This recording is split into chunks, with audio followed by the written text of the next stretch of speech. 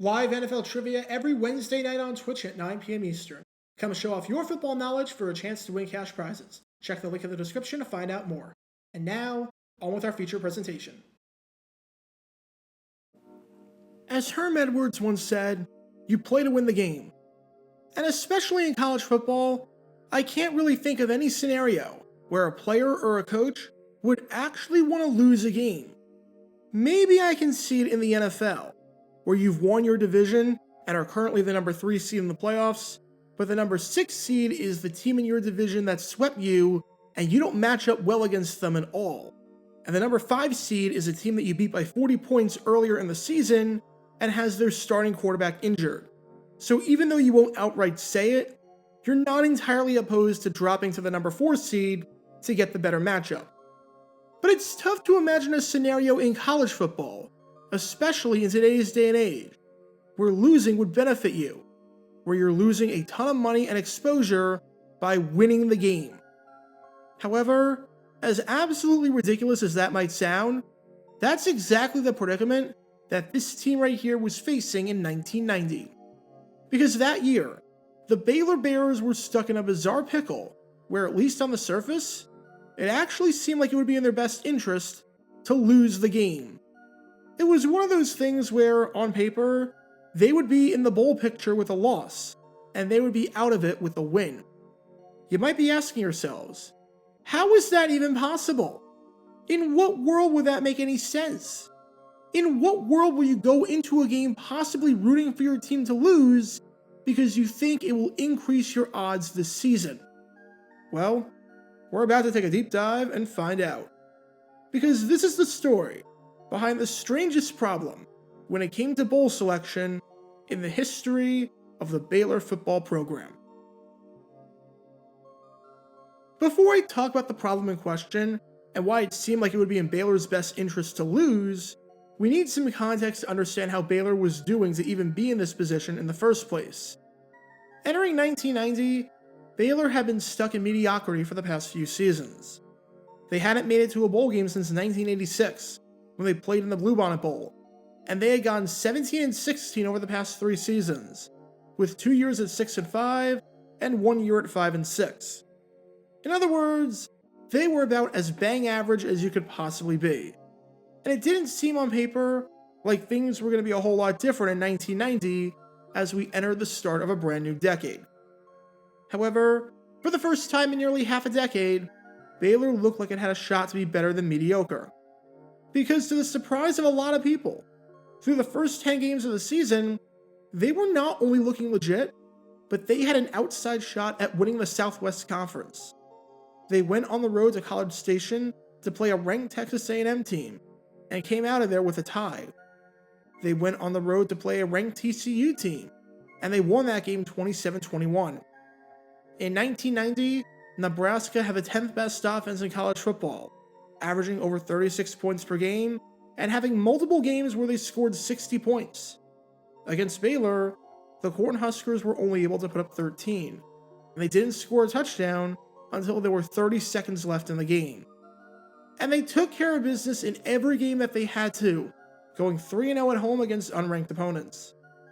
Through the first 10 games of the season, Baylor was sitting pretty with a 6-3-1 record, including a win and a tie against the AP Top 25 under their belt, and an impressive 5-1 record against unranked competition.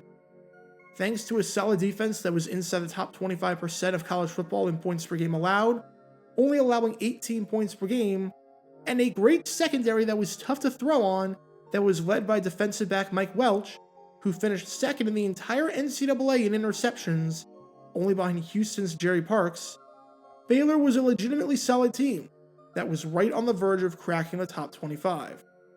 And because of their strong play, where they were 5-1-1 against the Southwest Conference with 1 game to go, they actually had a shot at winning the conference for just the 6th time ever, for just the 3rd time since the Great Depression, and for the 1st time since 1980.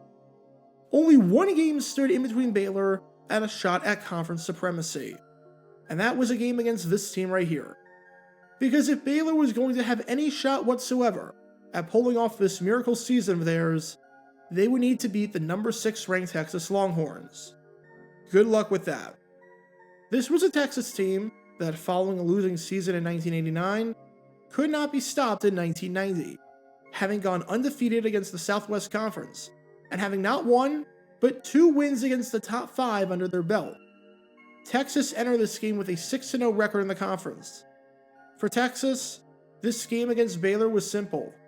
If they went on the road into Waco and won, then they would be the Southwest Conference champions, and they would earn the conference's automatic bid in the Cotton Bowl. No questions asked. If they lost, however, then it came down to their game next week on December 1st against Texas A&M. In the simplest of terms, if Texas loses out by losing their final 2 games, Baylor wins the conference. In any other scenario, the Longhorns win it.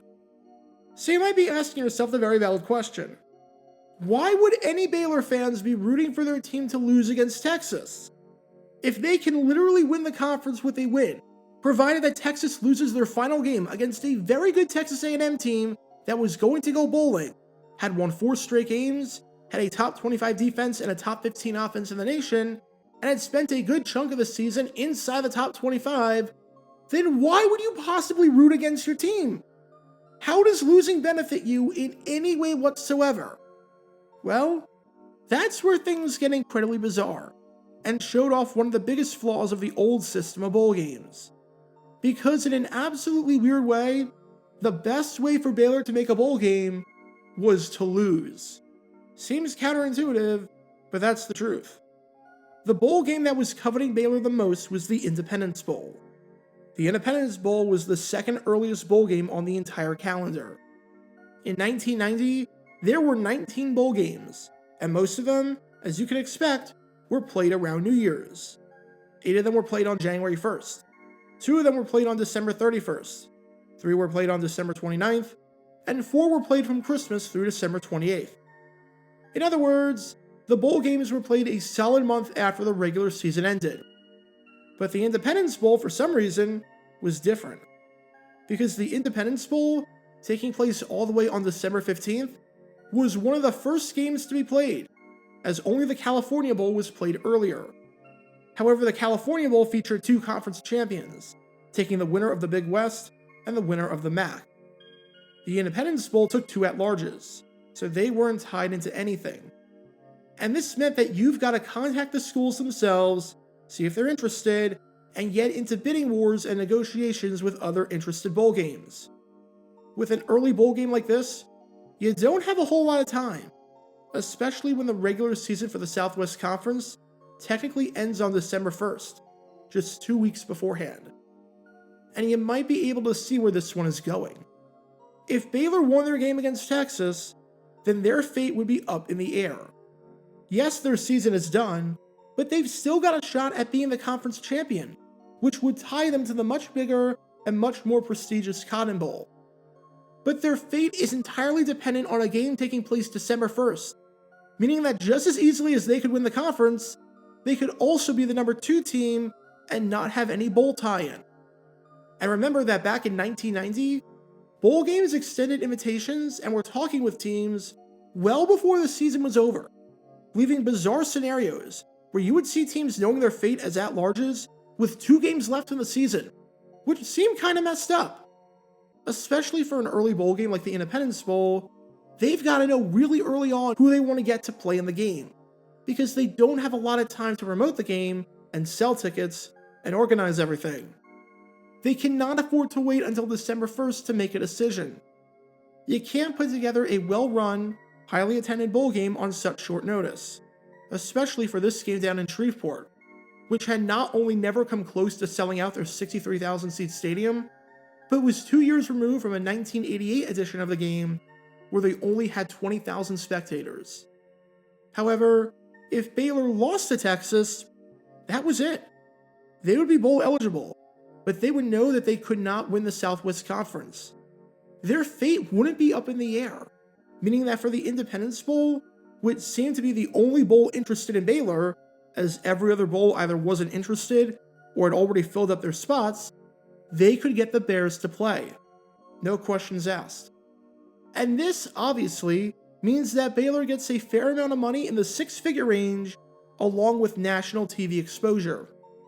In other words, on paper, it seemed like beating Texas was a huge gamble. You're either going to the Cotton Bowl or you're getting nothing. Lose to Texas, and you still get to walk away with a bowl appearance for the first time since 1986.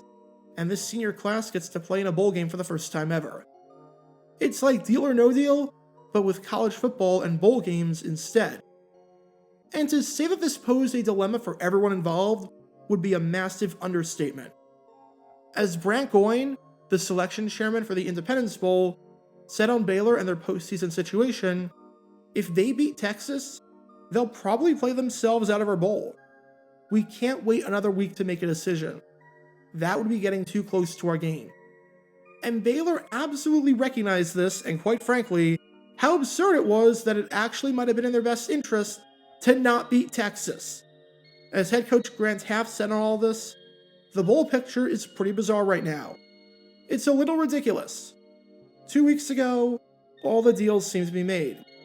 We have a team that deserves to be in a bowl as much as any team I've been around, and we could go 7-3-1 and not be in a bowl game. In other words, Baylor had a better chance of going to a bowl at 6-4-1 than they did at 7-3-1. If they lost, then they pretty much control their own destiny for making a bowl game. If they won, then they didn't control their own destiny. Again, it seems crazy. It's like saying when Ohio State plays Michigan later this year in what could be a battle between two undefeated teams, that it would be in the Buckeyes' best interest to lose the game, and that their odds of making the playoffs increase with the loss. But that's what we were dealing with here. So how did this all play out? Well, Baylor decided to take matters into their own hands and personally decline the Independence Bowl invite, win or lose, just because of how ridiculous the entire situation was. As Coach Taft said, I do not think it's appropriate to be in a position of having to lose to ensure a bowl bid. And the bad news for Baylor was that this gamble did not pay off for them, as not only did they lose to Texas by a final score of 23-13, ending their season on a somewhat disappointing note in front of their home fans, but they were left out of the bowl picture because of it. After all of that, Baylor not only had no conference title, but no bowl bid to show for it. A 6-5 Maryland team got into the Independence Bowl that finished the season with a negative point differential and an offense and a defense that was ranked in the bottom half of the nation, while a very good Baylor team was sitting at home because of the unfortunate nature of how the Southwest Conference and the title picture was structured and was scheduled. This is one of those situations where I obviously cannot blame Baylor for doing what they did. They had conference title aspirations, and the Independence Bowl needed a commitment right then and there. And obviously, Baylor couldn't give it to them. And I can't blame the Independence Bowl for doing what they did either. Because of how early their game was, you couldn't tell Baylor that they've got a spot in the bowl no matter what if you don't win the conference, as it would be almost impossible to plan everything out and sell all the tickets with less than 2 weeks of notice. It was just an unfortunate situation that was completely out of Baylor's control, and completely out of the control of the Independence Bowl. But this situation proved that sometimes, if the league you're in is that messed up, it might not be in your best interest to play to win the game. Get your official Jaguar Gear 9 merchandise by going to jg9shop.com, and be sure to like this video, ring the notification bell, and subscribe down below if you haven't already, as it helps the channel out a lot. And be sure to check out Twitch every Wednesday night at 9 p.m. Eastern for your chance to play NFL Trivia and win cash prizes. Link in the description below. Also, special thanks to all of our Patreon supporters for helping out the channel. Your support is greatly appreciated. So you can become a patron and request future video topics in the description below.